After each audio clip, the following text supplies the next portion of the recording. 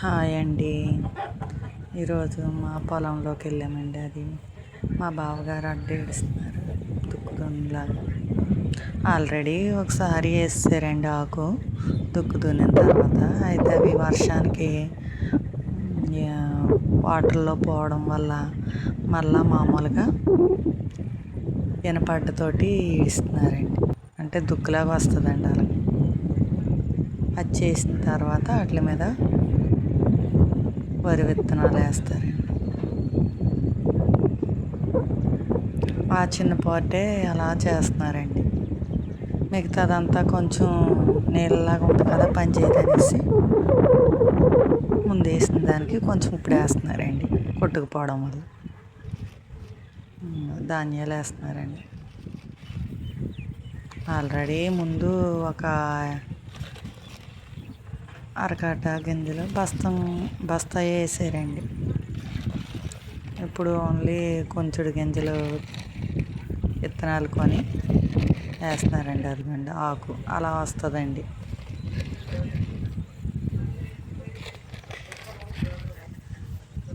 అలా వేసిన తర్వాత ఇంకా మొత్తం ఎంతవరకు అయితే దున్నాడో అంతవరకు వేసారండి మా బావగారు.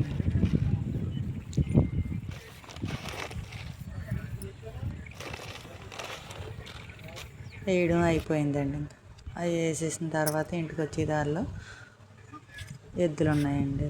అవి అప్పట్లో వాటితో దున్నివ్వరండి. అయితే నేను ఇంకా వంట ప్రారంభించేసానండి. బెండకాయ పులుసు పెడుతున్నానండి. ఆయిల్ వేసి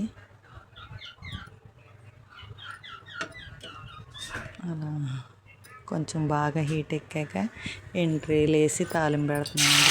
బెండకాయ పులుసులో ఎండ్రీలు కాంబినేషన్ బాగుంటుందండి. పసుపు వేసానండి కొంచెం మంచి స్మెల్ రావటానికి. పచ్చిమిర్చి ఉల్లిపాయలు వేస్తానండి.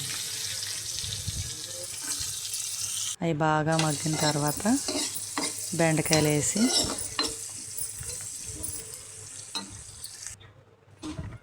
ఉప్పు వేస్తానండి. ఇవి కొంచెం వేపేసాక బెండకాయలు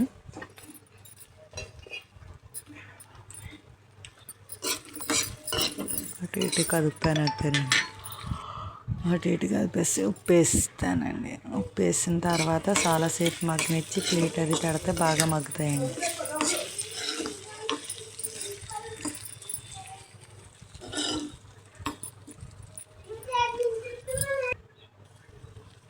కారం కూడా వేస్తానండి కొంచెం బాగా మగ్గాక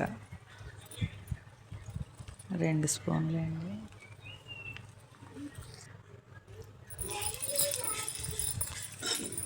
ఇవి బాగా వేపేసాక వాటర్ వేస్తానండి.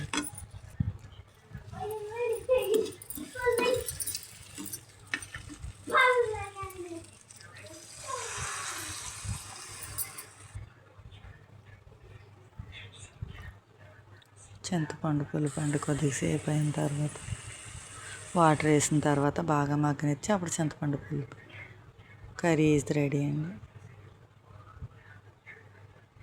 బెండకాయ పులుపు వేసి కొంచెం